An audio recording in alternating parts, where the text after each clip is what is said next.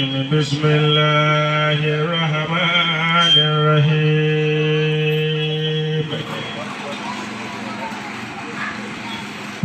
فاستجاب له ربه أني لا أضيع عمل عامل منكم من ذكر أو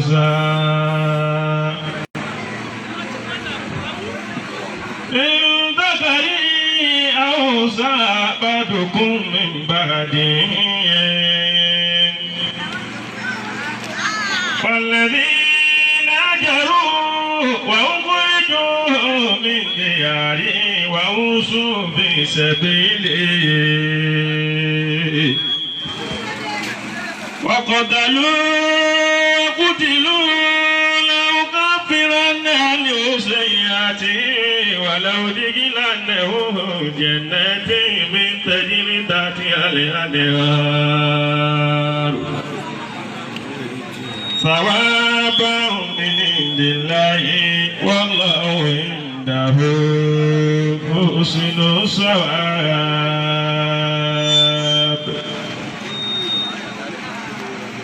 وإذ يمكر بك الذين كفروا يثبتوك أو يقتلوك أو يخرجوك ويمكر الله والله خير الماكرين إن الله وملائكته يصلون على النبي يا أيها الذين آمنوا صلوا عليه وسلموا تسليما صدق الله العظيم يا رجال الغيب أسنى تحياتي عليكم تسليم في كل ساعة ألا يعلمكم وبادروا إلى كبر وتحصيل حاجتي ألا أيها القباء نجباء والبدال وأوتاد ولا خيار كيزوا بنصرتي ألا يا مفاتيح الكنوز وكوثر ألا جمعتنا عليكم وأهل نوبتي ألا يا بني عباسي بليان بن ملكان هو القدير للمروي بغير مزيتي ومما تواه معجزات نبوتي سرى سره للأولياء بكرامتي توسلت به تجاني أحمد سيدي توسلت به براء إياس كولغي توسلت به مسعود زكوي سيدي توسلت به آدم الإلوري سيدي عليه صلاة الله يا غوث ملة بجاء رسول الله ثم مقام به المخصوص في نيل رحمتي عليه صلاة الله ثم سلامه مع اليالي وتالي إلى يوم نصرتي وستر العرش مسبول علينا وعين الله نازرة إلينا بعون الله لا يقدر علينا وإن قصد الهدى دائرا علينا وإن الله خير لآفزنا والله من ورائه محيط والله من ورائه محيط لقد جاء كل الأفواه صلاة الفاتحة. Gbogbo ẹja sọ pé Allahumma salli. Allahumma salli. Ìlú bàbá wa Sheikh Hussein. Allahu yata. Ayé nìrọ̀mọ́. Ọ̀run ọ̀gbìnkì. Ìlú bàbá ìmáàmù làwà. Ọ̀pẹ́rẹ́tọ̀ yìí. Ó dàbí pé máìkì òun fẹ́ mọ kí òun mọ́lẹ̀. ẹjẹ́ á sọ pé Allahumma salli. Allahumma salli. ala sayyidina Muhammadin. ala sayyidina Muhammadin. wa ala ali. sayyidina Muhammadin. Sayyidina Muhammadin. wa sallim. sáwù tọwọ́ rẹ̀.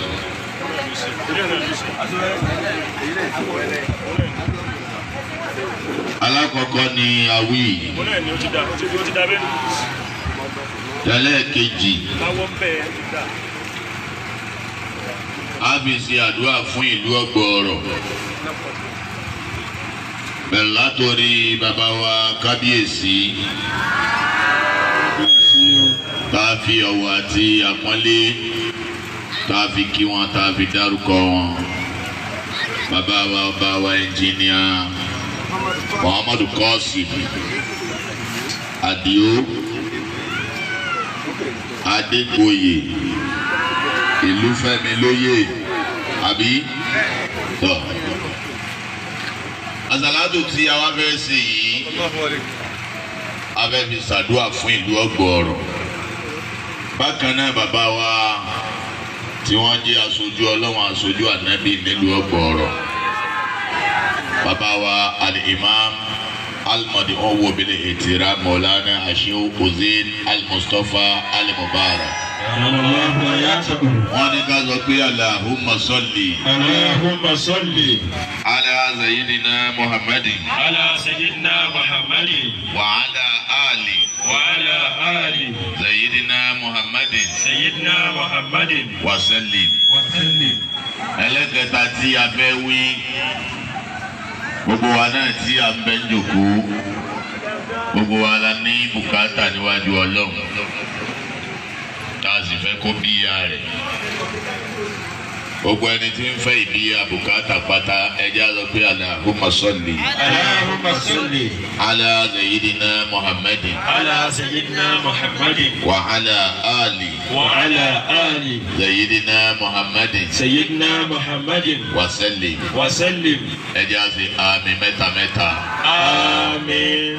Amin. Amin ya Allah. láì ní gbára wa ní àsìkò mo gbé kìkì bọ́lọ̀hún ti ní àgbé nínú Al-Qur'ani pé a'udhu billahi minash shaitonir rajim. A'udhu billahi minash shaitonir rajim. Bismillahir rahmanir rahim. wa qul alhamdulillah.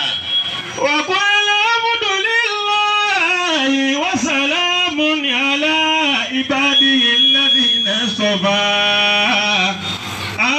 Allahu khayrun amma yushrikun. Al-Qur'ani lọ́kọ̀ wa wípé gbogbo wọn bá fẹ́ mọ̀ sí láyé làbúdà min takidimi haqqillahi ala haqqi ghairihi. Ọlọ́run lèèyàn kọ́ tì síwájú Ọlọ́run lèèyàn kọ́ kí torí gbogbo ohun tí Ọlọ́run bá ti ṣáájú rẹ̀ gbogbo wọn bá fẹ́ dá ohun náà lọ́ní Ọlọ́run ó sì máa fojú ẹ̀. a kí Ọlọ́run Allahu akbar. ọba tó ní wá ọba tó mọ̀ wá ọba tó mọ̀ wá ọba tá ń pè nígbà rọrùn ọba tá ń pè nígbà ṣòro tí ń sì ń dá wa lóhùn a kí ọba náà. Wa qul alhamdulillahi wa salamun ala ibadihi alladhina istafa. Allahu khayrun amma yushrikun. lẹ́yìn bẹ́ẹ̀ la wá kí ẹni tọ́lọ́hún tijú ẹ̀ máyé la. Sayyidul awwalina wal akhirin ẹni táwọn ẹni àkọ́kọ́ lé tí wọ́n bá táwa tá a kú lónìí náà tá a lé tá a bá òun l'Ànábì wa Muhammad. Sallallahu alaihi wasallam. Sayyidun fil ibada bàbá ní ká sin lọ́hún kòlòsólù sin lọ́hún bí Ànábì. Sayyidun fil akhlaqi tàbá ní ká dá níwà kọ̀sẹ́ni ọ̀ dá níwà bí Ànábì wa Muhammad. Sayyidun fil jamali káwálí ká lẹ́wà ni kọ̀sẹ́ni ọ̀ lẹ́wà bí Ànábì ní Hasani ọmọ sábì tó fi ní wa azanu minka. Tẹ̀lẹ̀kọ́tò àìní wájibàlù minka lámútẹ̀lìdì nìsáhù. Wájibàlù minka lámútẹ̀lìdì nìsáhù. Olùkítàmú bá rọ̀ àmì kó lè àìbí. Kánẹ́kà kọ́ dí olùkítà kàmá tàṣàhù. Kánẹ́kà kọ́ dí olùkítà kàmá tàṣàhù. Ànábì wa Muhammad. sallallahu alayhi wa sallam. lára bẹ́ẹ̀ qulil hamdulillahi. wa qul alhamdulillahi wa salamun ala ibadihi alladhina istafa. Allahu khayrun amma yushrikun. bàbá wa ṣe tẹ̀kídìmù hakilahi tán. ohun tí ó tẹ̀lé náà ní hakul ibadi wa zalamun. Ala ibadihi alladhina istafa. gbogbo wa lájọ wáyé àmọ́ lọ́wọ́ mọ̀ fi àwọn ẹ̀sà yóò mọ̀ fi sa àwọn kan láàrin wa tí wọ́n mọ̀ fi jẹ́ yàtọ̀ ọlọ́run á sa àwọn kan lẹ́sà àtàyé ọlọ́run á sì sa àwọn kan lẹ́sà àtàyé àti tọ̀run. inú àwọn ẹ̀sà tí ń bẹ níjòkó bàbá wa imam alukurani ní wàhálà kọ́dísábà kọ́tí kẹ́límọ́tò náà lè bá a dènà àná làwọn mọ́lẹ́mọ́ ń sọ̀rọ̀ náà. Wa inna jundana lahumul ghalibun. wàhálà kọ́dísábà kọ́tí kẹ́límọ́tò náà. ولقد سبقت كلماتنا لعبادنا المرسلين إنه لهم المنصورون وإن جندنا لهم الغالبون. bá a ti jòkó ni bàbá ń sọ̀rọ̀ fún mi pé 37 years ní lórí ìmáàmù. tí ọba lọ sí ọlá pé wàhálà kọ́ dín. ولقد سبقت كلماتنا ولقد سبقت ولقد سبقت كلماتنا لعبادنا المرسلين إنه لهم المنصورون وإن جندنا لهم الغالبون. kò síbi téèyàn ti pàdé ewu láyé tó tayọ sí ọlọ́run. gbogbo ẹni wọn bá jẹ́ òjíṣẹ́ ọlọ́run àwọn èèyàn rẹ́dí àti tá a láyà àwọn èèyàn rẹ́dí àti dẹ́nkan wò lára ẹ̀ àwọn èèyàn rẹ́dí àti hàn léèmọ̀ àwọn èèyàn rẹ́dí àti yọ̀ǹpò àwọn èèyàn rẹ́dí ikọ́ sàárẹ̀ àwọn èèyàn rẹ́dí ikọ́ márùn tútù ààrẹ kó kéètò ọ̀ dàrú mọ́ lọ́wọ́ àmọ́ ooo. ولقد سبقت ولقد سبقت كلماتنا لعبادنا المرسلين إنه لهم المنصورون وإن جندنا لهم الغالبون. bàbá ní gbogbo òkè ogun wa yìí òkè ogun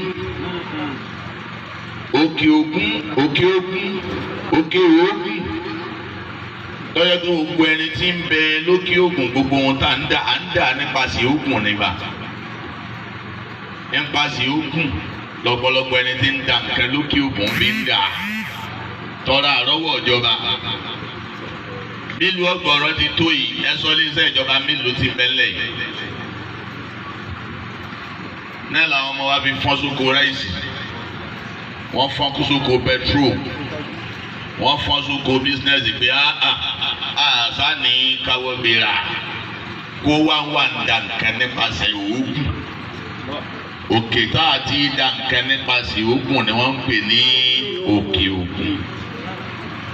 bàbá wa imam tẹ̀bi wa lò títí tó di 37 wà kọ́tàlú àkótìlù èkó ti kú kọjá àmọ́ lọ́hùn ní gbogbo ẹni a bá ti fẹ́ ránṣẹ́ ọ̀rọ̀ wa ti wà nílẹ̀ kí lọ̀rọ̀ náà. ولقد سبقت كلماتنا لعبادنا المرسلين. a lọ ṣe wá sí nílùú kan tá à ń pè ní Kabua láìpẹ́ yìí.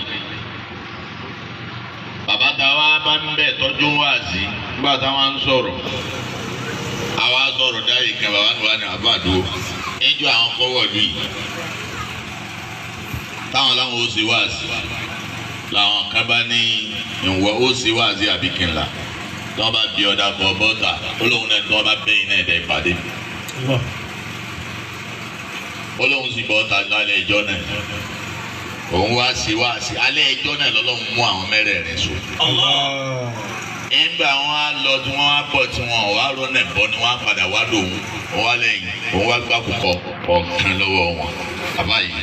ولقد سبقت كلمتنا لعبادنا المرسلين إنهم لهم المنصورون وإن جندنا لهم الغالبون.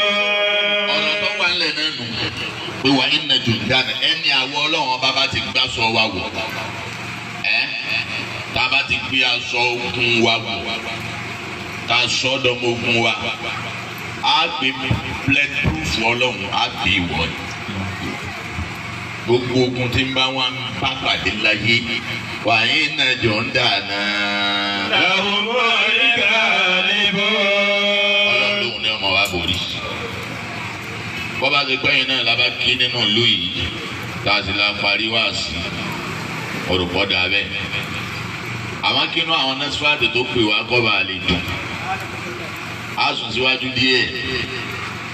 mo fi bàbá ìmáàmù kí gbogbo ohun tí ń jẹ́ Sumratul Ulama nílùú ọgbọ̀ọ̀rọ̀ ìlú tó ń lọ gbọ̀ọ̀rọ̀ tó sì tún fẹ́ gbọ̀ọ̀rọ̀ ni wọ́n ń pè ní ọgbọ̀ọ̀rọ̀ ọlọ́mọdé àlọ́ ọgbọ̀ọ̀rọ̀ rú o ọlọ́run fi fàyàbalẹ̀ sínú rẹ̀ dáàsìkì sínú rẹ̀ jíjọba rántí ìlú yìí darí wọn wọ̀ ìlú yìí báwọn ọmọ ìlú yìí dìde ọtí ẹ̀ sáwọn ọmọ ìlú jòkó sàmì dáadáa akẹ́kọ̀ọ́ wọn gbá àwọn ọmọ yín dìde léèyàn tí wọ́n bá sì wá dìde náà tọrẹ ti ní dẹ́pútì rí tí wọ́n bá wá dìde náà ọlọ́run jí wọ́n máa rí dáadáa mú wọ̀lú wa sàmì dáadáa pírọ́blẹ́mù ta ní lókè ògùn nu dẹ́pútì náà là á ní àwọn dẹ́pútì ọ̀hún yìí sì mú nǹkan wá àwa náà ti ní rí lọ́dọ̀ wa wọ́n ti ní rí níbòmíì wọ́n tún ti ní rí nígbò àwọn kan ni wọ́n ń lò lọ́wọ́ nísìn àìwá rí ipa pé èlò dẹ́pútì ní lókè ògùn ọlọ́mọba kọ́ ọmọ sí o wala hawla wala quwwata illa billah. náà lára báyìí lẹ́ẹ̀kan sí mo kí bàbá wa kábíyèsí nínú ilé bàbá wa Alhaji Muhammadu Qasi Adio Adégoyè ìlú Fẹ́mi lóyè Allahu Akbar ọlọ́mọdọ́là àwọn rú o tí ẹ ṣe kábíyèsí. kábíyèsí o. náà mo wá kí àwọn ìyá wa olórí mo rántí nígbà tí bàbá Miskinu kú bàbá Miskinu Billah tí wọ́n jẹ́ ṣéwù fún bàbá wa Faruku nígbà bàbá wọn kú tí wọ́n wá ń ṣèjọ́ mẹ́jọ bàbá wa Kéwúlábí ṣéwù wọn ni bàbá Miskinu náà bàbá mi Kéwúlábí wá lọ bí ijọ́ mẹ́jọ bàbá Miskinu gbogbo kó wa ti jókòó báyìí àwọn àgbààgbà fá àwọn ti jókòó báyìí gbogbo òlu ti gbé bíbà bàbá ṣe Ádámù wá yọ gbogbo àwọn èèyàn wá dìde Kéwúlábí ó wá dìde bàbá sì mọ wo nǹkan bí ìgbà tí ò rí ni tí ó fi dàsìkò tí ó padà sọ̀rọ̀ bẹ́ẹ̀ fi mọ̀ pàṣọ rí ìgbà tí wàásù kan bàbá ní ọ̀yà bàbá yìí ǹdẹ ọ̀yà ẹ̀sùn àga o so wọ́n wá ń sún àga wọn bọ̀ wọ́n ń tún àga tó wọ́n ń tún àga tó títí tó yẹ kán Kéwúlábí wọ́n wá dìde wọ́n sá ní gbé ọkọ̀ pẹ̀lú àga bàbá Kéwúlábí wá dìde nígbà bàbá Kéwúlábí dìde tí wọ́n tó àga tán wọ́n jókòó padà nígbà wáyé àti bàbá bẹ̀rẹ̀ wáàsí bàbá ni mo rí mọ̀ ẹ̀yin ará Ìlọrin mo rí mọ̀ mo rí Lárúbáwá Yorùbá nígbà mọ ẹyọ lókèrè mọ kọ́ wò pé Lárúbáwá wádìí òkú bàbá Miskinu ni àmọ́ ńgbà tí ń wo ẹ̀kẹ́ rẹ̀ mo bá rí là ń bẹ̀ Lárúbáwá ọmọ ọkọ là ní ìwọ ndé wọ́n bá nìkan sí baba Kéwúlábí ni baba Kéwúlábí bá dìde àfa ńlá wọn ń pariwo pé ọmọ Kéwú baba mẹsìkínù ni ọmọ Kéwú baba mẹsìkínù ni láti Ṣakí baba ń tò láti Ṣakí ló ti á wá lọ ń dẹ́rù balẹ̀ báyìí tọ́ba ṣe yí pé torí mẹsìkínù náà ló fi wá okú oríire wọ́n wá ń bá wá sí lọ wọ́n á ní kí baba Kéwúlábí ó jókòó kí ni mo wá fẹ́ fàyọ́ ń bẹ̀ ní pé mi náà wá rí mọ̀ mo rí olórí ẹlẹ́hà mo rí ẹlẹ́hà olórí nílùú ọgbọ̀n. bí ọ̀rọ̀ ta sọ lánàá àbí jẹta pé ta ń sọ fún yín pé ọba ò ní wà lìjẹ́ nàgàn yẹn ọba. ọ̀pọ̀lọpọ̀ ọba wọ́n gbà pé ayé làwọn ni àwọn ọlọ́run bọ́ bá ṣe lu ọba rẹ ni o. bọ́ bá ṣe lu ọba rẹ ni. ẹ rí i pé nílẹ̀ Yorùbá yìí aṣíjú jẹ́ ọba sára ẹbọ lómi dàbí pé àbí ẹbọ lọ bá wá àbí téèyàn bá ti wá dọba abó ti dòòṣà rárá. ẹ ń bi àwa síjú tiwa sínú àwọn baálẹ̀ Haúsá bẹ́ẹ̀ kọ́ làwọn ń ṣe. ẹ rí i pé àwọn ìyàwó ọba bí ìlẹ̀kẹ̀ bí kẹ́ńtúnì bí aṣọ òfì bí èyí wọn ò gbé bọ́rùn tí jẹ́ góòlù wọ́n fi sọ́wọ́ wọ́n fi gbogbo kó wọ́n mọ̀ pé olórí dé àyàbá dé ohun tá a fi mọ̀ nù ni. ẹ wá wo àwọn ìyàwó olórí gbàrà tí ìyàwó olórí àgbà ń bọ̀ wọ́n jòkó láàrin àwọn ìyá wa. ẹ̀yà wa kejì náà dé bẹ́ẹ̀ náà kí wọ́n tó wá mú wọn wá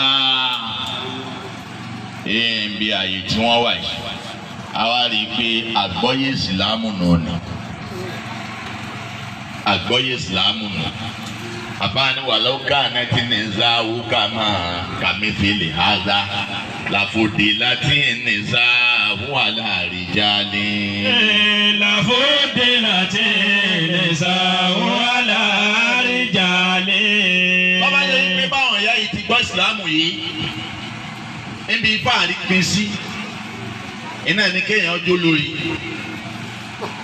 níbi fáàrí pín sínú. Àwọn ní ó sì rárá wá àjẹ́ kékeré kan wọ́n fi dẹ́rù bára yòókù.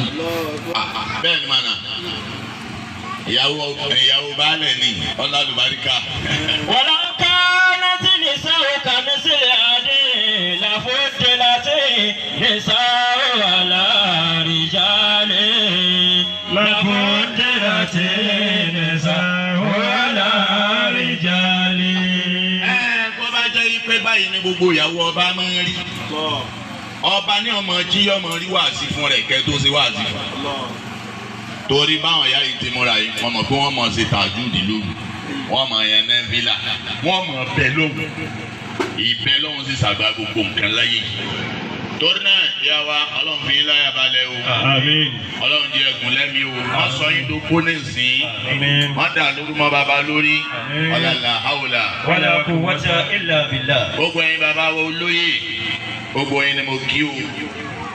Ohun tí ó mọ kábíyèsí pé ọ̀yá sọba lójú bọ́lẹ̀ kẹ ọ̀run ẹ wá.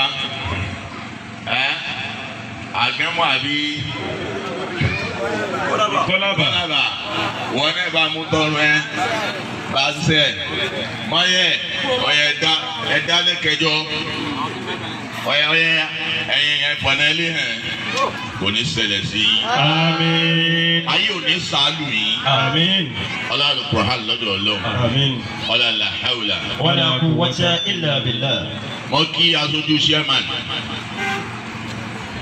Chairman ní àkí wọn akáṣojú. Ọlọ́run bá dúró tì yín òjì wọn sọ dáadáa. Àmín. Ọlọ́run hawla. Wala quwwata illa billah. Naam. Mo kí àwọn afáwa mẹ́sánná Ansarudin.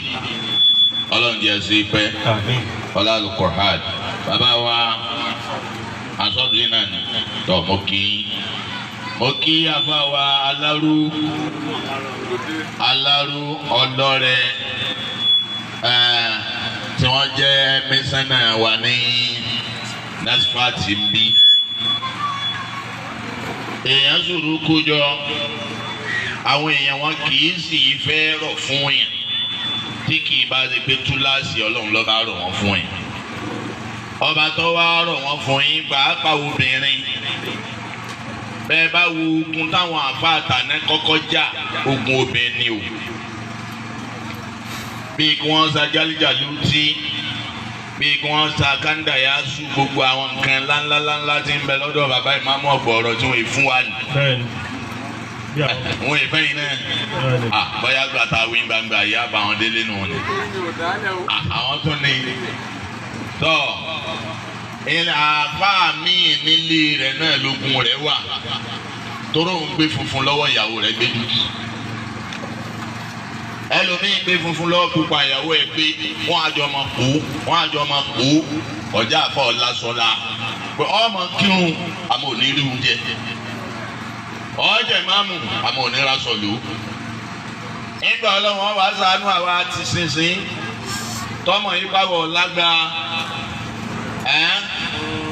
ọwọ́ àrò àwọn òbí ọwọ́ àrò wọn ìgbé ọ̀yá gbogbo yẹn ẹ̀rọ àwọn ọ̀lẹ́ ló kù láyé nìyí abálágbá ni. Allahu Akbar. tọ́ torí imra'atun tukhatibu rijal obìnrin kan ní ń báwọ ọkùnrin sọ̀rọ̀ bẹ́ẹ̀ ọkùnrin ẹjọ́kọ̀ jẹ́ kullukum batalun ẹ̀yin náà máa pera yín nìkan máa lámúra wíìdíò táwọn obìnrin ọba ti ráyè tiẹ̀ ni o.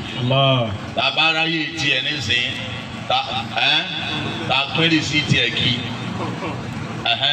táwọn ará àṣàlẹ̀ mú tiwọn táwọn arókè mú tiwọn táwọn ará àtàrin mú tiwọn gbé tọ̀ wé lágbájá la gbé lẹ́yìn lọ́wọ́ yìí bó ti wé yẹn sí ọlọ́yin padà rí pé ọ̀sọ́kùnrin torí báyìí ọlọ́mọba àdúró ti yí o ọlọ́mọ jẹ́ ẹ̀sìn sí o ọlọ́lá haúlà.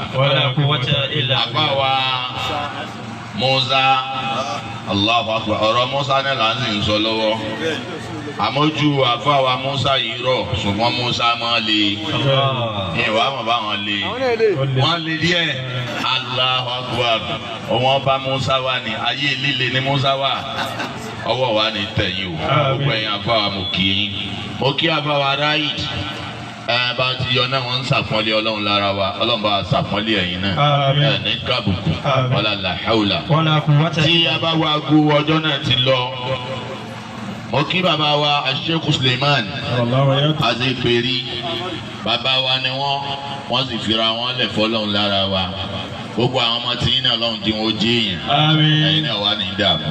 bákan náà bàbá wa bàgbà ń sọ̀rọ̀ Aṣọ Abdulaziz akínyìn púpọ̀ lánàá àwà lókè èhò lónìí náà àtúwà lọ́gọ́rọ̀ ọba tó sọ wa lánàá lónìí náà wọ́n fi wá lẹ̀ o. ó kí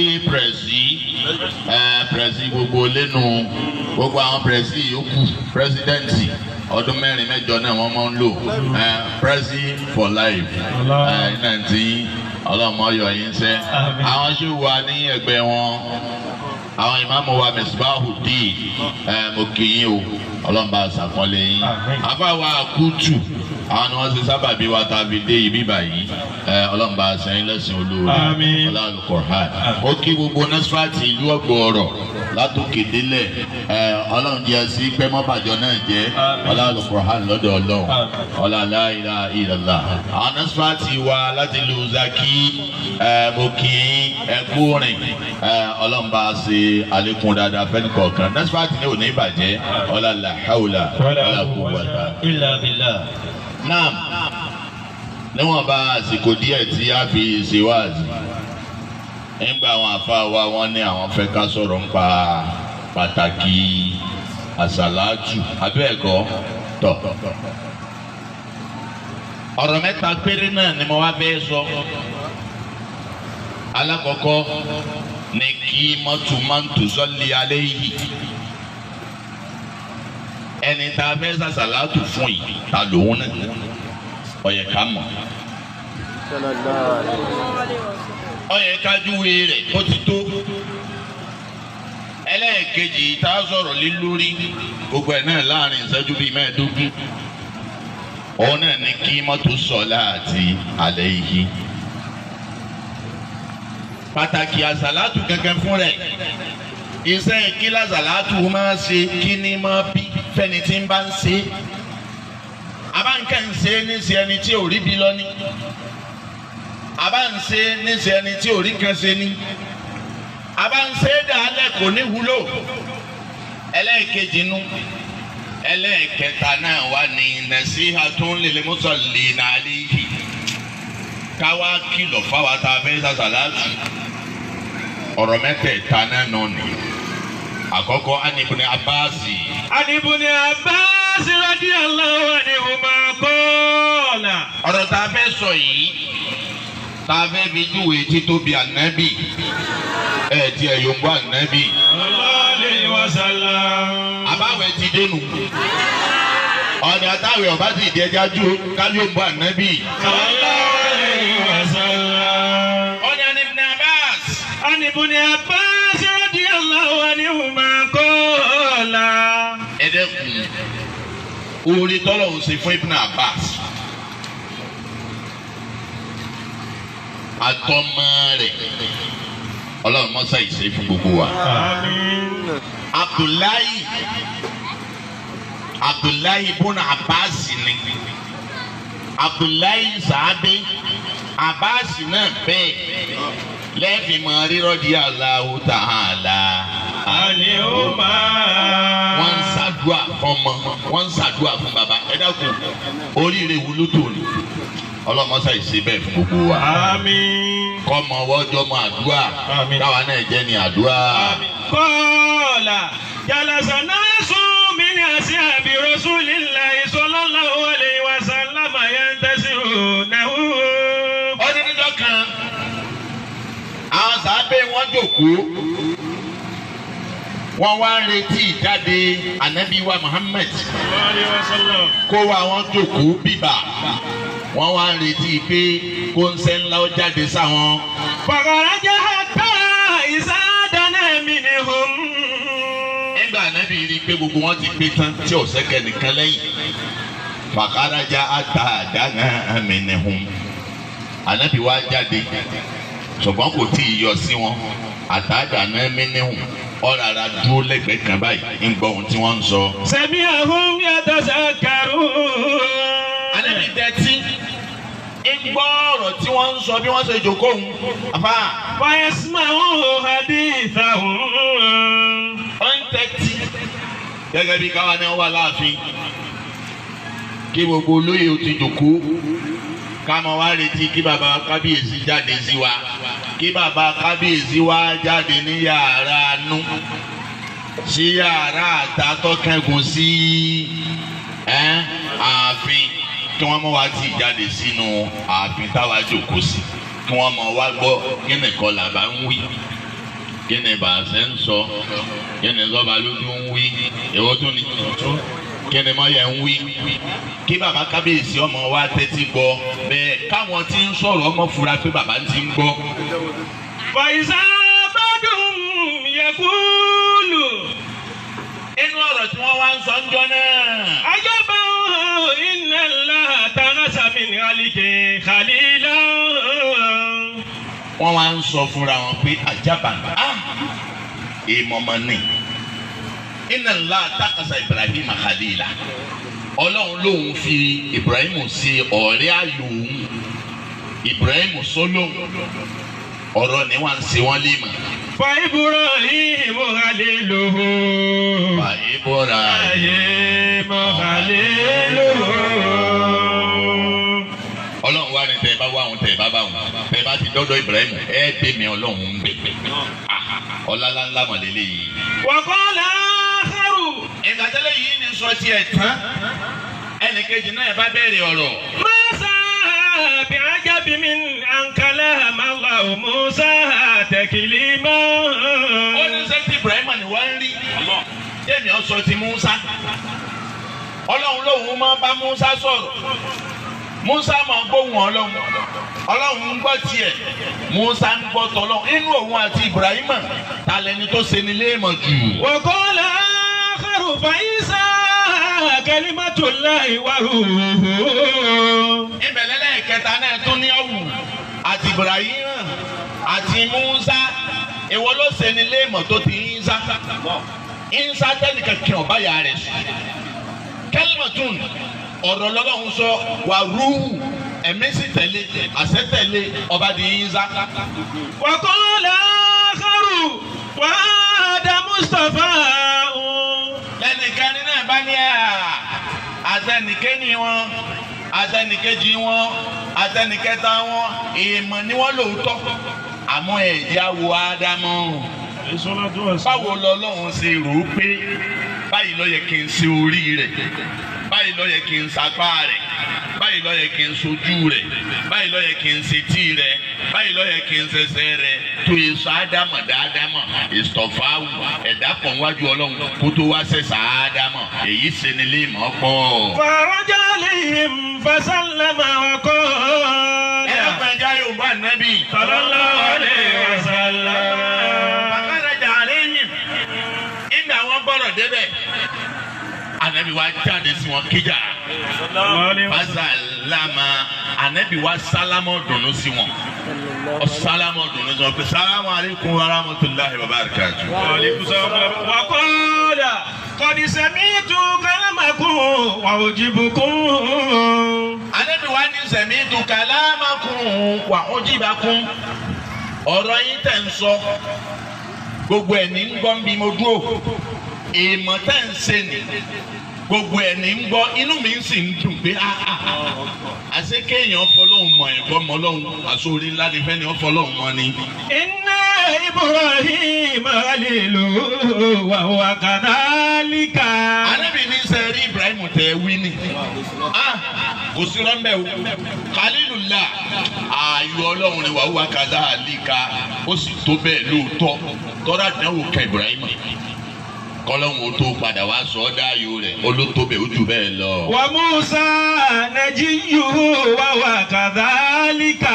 wọ́n ní bẹ́ẹ̀ náà ni Musa tọ́lọ́wọ́n bá ń bá sọ̀rọ̀ kò sí rọ́ńbẹ́. wa Isa ruhu wa kalimatuhu wa huwa kadhalika. bẹ́ẹ̀ náà wá ní Isa ẹ̀mí mímọ́ ni ọ̀rọ̀ tó dé èèyàn ní Isa bó ti rí nu ni. wa Adamu istafahu wa huwa kadhalika. ọlẹ́ rí Ádámù náà ìsọ̀fáwù Ọlọ́run ló yàn Ọlọ́run ló sà Ọlọ́run ló dá àkọ́kọ́ ẹni ọjọ́ kọ́kọ́ jẹ́ àkàndá láyé Ádámù ni àkọ́kọ́ ẹni ọkọ́ jáde sáláyé Ádámù ni àkọ́kọ́ ẹni ọjà àkàndí láyé Ádámù ni àkọ́kọ́ ẹni ọkọ́ jáyìíkì láyé Ádámù ni. alá wa nabibullahi wala fakharun. àwọn ìwádìí ń sọ fún yín sẹ̀wádé mi Muhammad gẹ̀ fúnra ara mi. sallallahu alayhi wa sallam. àwọn èèyàn yọ̀ ń bọ̀ níbi dáadáa. sallallahu alayhi wa sallam. wọ́n ní àlá. wa nabibullahi wala fakharun. Ànábì ní sẹ́ẹ̀rí mi náà fúnra mi Habibullahi èmi làyẹn fẹ́ Ọlọ́run pátápátá wàlá fákàrù Ọlọ́run ọ̀kẹ́dá mi lẹ́ni tí ọmọ ṣègbéraga ni ẹ bá mọ̀ pé Ibrahim inú ọlá mi láti fún ẹ bá mọ̀ pé Musa inú ọlá mi láti fún ẹ bá mọ̀ pé Isa inú ọlá mi láti fún ẹ bá mọ̀ pé Ádámù inú ọlá mi láti fún àti alifọ́dí ló ta kọ́ sàmàhù orúṣoló alifọ́dí ló ta kọ́ sàmàhù orúṣoló wàlẹ́ kó lóbe ahamada mo kí tẹ́mi lọ wàlẹ́ kó lóbe ahamada mo kí tẹ́mi lọ. fa'alun fa'alun fa'alun fa'alun fa'alun.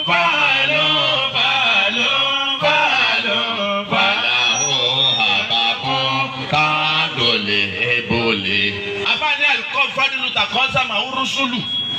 Sẹ́rí gbogbo ọlá tẹ̀ ń bá ń gbọ́ pé ń bẹ lọ́dọ̀ àwọn ànábì kọ̀ọ̀kan á pín fún wọn ni wàlíkúlù bí ahmad amukitamilu ẹ̀mí à ń tì mú látara ní muhammad ní ẹ̀yìn bá ànábì. sallallahu alaihi wasallam wa anna hamilu liwa'il hamdi yawmal qiyamati tatahu adamu fama dunahu wala fakharu. ànábì ní ẹni sọ fún yín gbogbo àṣìá ni ó wà lẹ̀ tó bá ti lálẹ́ kìámà àmọ́ àṣìá kan náà lẹ́ẹ̀dì lókè kíláàsì ọ̀hún liwa'il hamdi àṣìá ọpẹ́ fún gbogbo àwọn tọ́pẹ́ bá tọ́ sí ń jọ́nà ọlọ́run tọ́pẹ́ ọtọ́ sáwà náà. àmín tatahu adamu. ó ní sẹ́wárí ó ní èmi ni hamilu liwa'il hamdi lọ́wọ́ mi làṣẹ ọpẹ́ ni ọ wà báyìí. èmi ní gbé èmi torí èmi là kọ́kọ́ ẹni tọ́pẹ́ yẹ. èmi là kọ́kọ́ ẹni ọpẹ́ yẹ èmi Muhammad ní bí àṣẹ àwọn báyìí. bàbá. tatahu adamu fama dunahu wala fakharu. ó ní lábẹ́ àṣẹ ni ádámù ọ̀sẹ̀sẹ̀ sá síbẹ̀ ni fàmọ́ndùnáwó gbogbo àwọn ànábì tẹ̀ ń dá kọ́ ni wọ́n lọ́yẹ̀ sábẹ́ àṣẹ àwọn ni wàhálà fáfáàrò. èmi ànábì ò sì gbéraga òun ní ìṣèfàrí o. wọ́n ná wàlú ṣáfì wà wàlú mùsàfà yawmal qiyamati. wọ́n ná wàlú ṣáfì wà wàlú mùsàfà yawmal qiyamati. wàhálà fáfáàrò. ànábì ní sẹ́yìn tó wà ní níjọ́ tí ọlọ́run ọba bá gégùn tán lọ́jọ́ tọ́lọ́run kọjú sọ́tún ayé tí ó sọ pé lèmọ́nẹ́lẹ́mọ́lẹ́ kò lè yẹ ọmọ gbogbo ẹ̀yin tẹ̀ ń pera yín ní nǹkan alágbára ni ọ́ ni ọba ìlú ni ọ́ ni olówó ni ọ́ ni oníjọba ni ọ́ ni adájọ́ ni ọ́ ni lónìí ẹ̀bọ tẹ̀ wá dájọ́ tòní ẹni àṣẹ tòní bá ń bẹ lọ́wọ́ ẹ̀kọ́ bọ́ sánú yín yóò wí sọ́tún ayé ọ̀sẹ́ni tí ó lè dìde yóò wí sósì ayé ọ̀sẹ́ni tí ó lè dìde yóò wí síwájú ayé ọ̀sẹ́ni tí ó dìde yóò wí sẹ́yìn ayé ọ̀sẹ́ni tí ó dìde àwọn èèyàn wá wà lóru ẹ wo wọn bá òrùn tọ́ rárá mú yìí ẹ wo bá bẹ tẹ́ǹtì tí ń gbóná bóòrùn yìí sì ṣe wà yìí òdì rẹ̀ ni wọ́n tún wá kọ sí wa àwọn àfáà wa ní bó ti wà lókè táwọn ò ní bẹ́ẹ̀ yẹn bá ń gòkè lọ́yọ́ mọ́ dàbí ìgbà tó kàn ẹ́ ní o ò lè débẹ̀ o. àwọn tí wọ́n bá ti gun bàálù rí ẹ rí i pé ẹ tún máa rí lókè wọ́n nítorí pé nǹkan bíi 50 million miles iná ló fi jìnnà sílẹ̀ òdì rẹ̀ wọ́n tún wá kọ sí wa pẹ̀lú bẹ́ẹ̀ náà ni kó wá rin sìsì yìí o.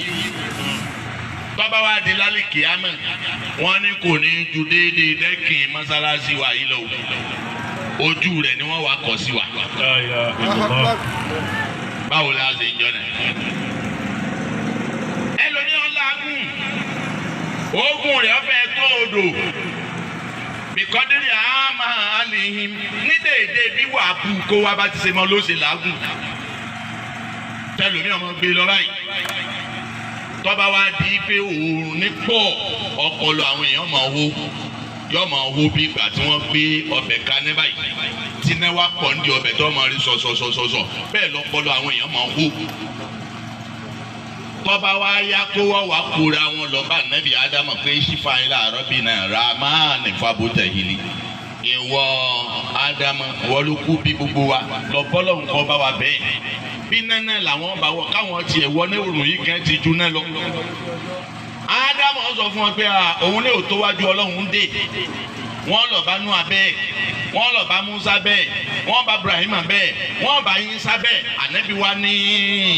wọ́n ná wàlú mùsàfà yawmal qiyamati wala faru. a ní wàlú sáfì èmi là kọ́kọ́ ẹni tí ó sì pè nígbà tó lọ́wọ́ bá yarí kan wàá wá lòmúṣà fáyín ìpẹ̀mí náà sì lọ́lọ́wọ́n gbà wàhálà fáwọn. níjọ́ tí gbogbo èèyàn bá nílé ìdíwájú ọlọ́wọ́n èmi Muhammad ti ń díwájú ọlọ́wọ́n ni. alaihi wasallam. Ànábì tóbi àbí ò tóbi jàmá. àbá. wọ́n ná awwalu ma yuharriku bi khalqil jannati wala fakharu. Ànábì ní tọ́ba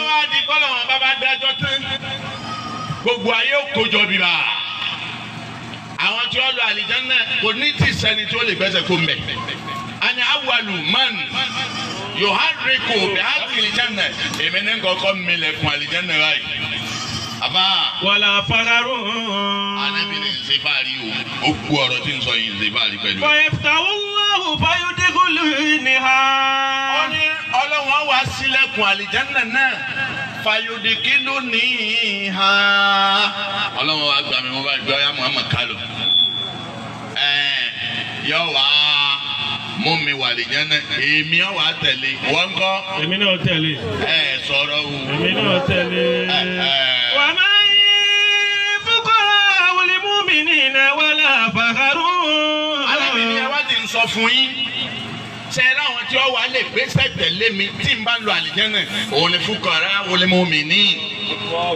àwọn tí yà ń jẹ tí wọn ò fọlọ́hún sí sìn ín lẹ̀ àwọn tí wọn ò róúnjẹ jẹ wọ́n sì tún sí lọ́hùn ẹ̀rí àpè olówó ọ̀dà wa lóhùn àbí àpè wọ́n sítọ́ lọ́hùn wọn dáhùn akọlọ́lá wọn dáhùn akóńjọba wọn dáhùn ẹ̀yin tálíkà náà lẹ dáhùn bàbá wo gbátẹ́lómi ń ta nù yín irú gbá kan lẹ́lómi ń ta ń jòkó yìí ìyá onírú gbá kan bẹ́ẹ̀ ń jòkó yìí ẹ̀ǹbì gbàrú kan náà ni ó ti jẹ lọ́mọ ó ti jẹ lọ́kọ ó ti jẹ ẹ̀ẹ́rì tí ìpẹ́ fẹ́ kọ́lé níbi irú gbá kan ẹ̀ẹ́rì tí ìpẹ́ iná fẹ́ gun mọ́tò níbi irú gbá kan ẹ̀fẹ́ rẹ̀ mọ́ lọ yunifásitì níbi irú gbá kan ẹ̀jẹ̀ wa wò inú irú gbá kan wọn náà lẹ́ńtún tí wọ́n mú owó lẹ́ńtún wọn ná fọ́lọ́ lásàlátù lọ́jọ́ program Ramadan lecture nínú mòlúdì níjọ́ táwọn àfáà tí wọ́n wulẹ̀ dáwà kàálẹ̀ ọmọ gba bí Muhammad dìde dúró. máa yá dìde dúró. bí Muhammad bẹ̀rẹ̀ mọ́lẹ̀. máa yá bẹ̀rẹ̀ mọ́lẹ̀. bí Muhammad sún síwájú. máa yá sún síwájú. bí Muhammad fà sẹ́yìn. máa yá fà sẹ́yìn. alákìyàyè. alákìyàyè. ẹ̀rí lẹ́yìn náà bá tún máa dáwó lẹ̀. ẹ̀rí Muhammad tẹ̀ ń dáwó lẹ̀ torí ẹ̀ wò. Ànábì ní bí fún yín tó bá dé kíámà. wàmáyìn. bákú bàbá yín fuqara wal mu'minina wala fakharu. Ànábì ní sẹ́yìn ní gbogbo ẹ̀yin tálíkà tí yà ń jẹ yín tẹ́ ẹ pẹ́ sí ti ẹ̀ ń bẹ̀rù Ọlọ́run sí ni ẹ̀yin lẹ́ ń tẹ̀ lófin Ọlọ́run ẹ̀yin lẹ́ ń kírun ẹ̀ ń dárẹ̀ olówó mi ń bẹ́ mi tó fẹ́ wò ní ìsìn bóyá wọ́n ń fasẹ̀ fún bóyá wọ́n ti dín ọbẹ̀ fún yọ jẹun yóò yóò bá kán yóò wá dáa ní yóò máa yà á pé àwẹ̀ yìí dá wa láàmú lónìí ẹ̀yin ọmọ pé àwẹ̀ dá aláàjì láàmú aláàjì lọ́wọ́ ẹ̀yin tálíkà tẹ́ ń bẹ̀rù Ọlọ́run lọ́wọ́ ó di fún yín wàhálà àfàkàrùn Ànábì ní ìṣèfàrí o. wọ́n ní akramul awwalina wal akhirina ala Allahi wala fakharu. Ànábì ní tí wọ́n bá tún wá kó gbogbo ayé jọ àtẹni akọ́dá àtẹni ìgbẹ̀yìn tá a bá kó gbogbo wọn jọ ó lé mi Muhammad ní akramal awwalina wal akhirina. ọláwọn àtẹni ìṣáájú àtẹni ìkẹyìn ẹ mọ̀ rí pé mi náà ni wọ́n máa pọ́n lé làwọn bàbá wọn ní wákà ni wọ́n fi ní Muhammad ló ń bọ̀ yẹn ọ̀rẹ́ Ọlọ́run. ọ̀rẹ́ Ọlọ́run. Ànábì ló ń bọ̀ yẹn ọ̀rẹ́ Ọlọ́run. Muhammad ló ń bọ̀ yẹn ọ̀rẹ́ tẹ̀bá ti ń gbọ́ sọ́ọ̀làlà láàlékè ìyá ọmọ. Ànábì ló ń bọ̀ yẹn ọ̀rẹ́ Ọlọ́run. Ànábì ló ń bọ̀ yẹn.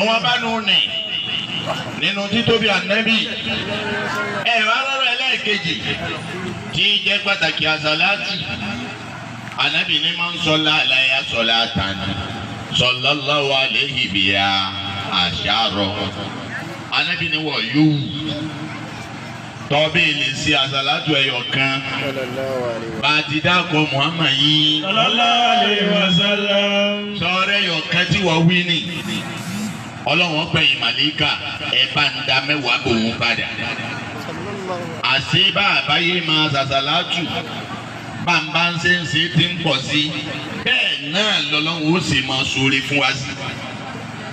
onímọ̀nsọ́lá aláya sọ̀lá tán ẹni yóò tọ́ba lè ṣàṣàlátù kan fẹ́mi ànábì tá a sọ pé Allahumma salli. Allahumma salli. ala sayyidina Muhammadin. ala sayyidina Muhammadin. wa ala ali. wa ala ali. sayyidina Muhammadin. sayyidina Muhammadin. wa sallim. wa sallim. ẹyọ kẹta wí ni àwọn màlíkà Ọlọ́run ó pé kí wọ́n ó ṣe mẹ́wàá padà fún wa.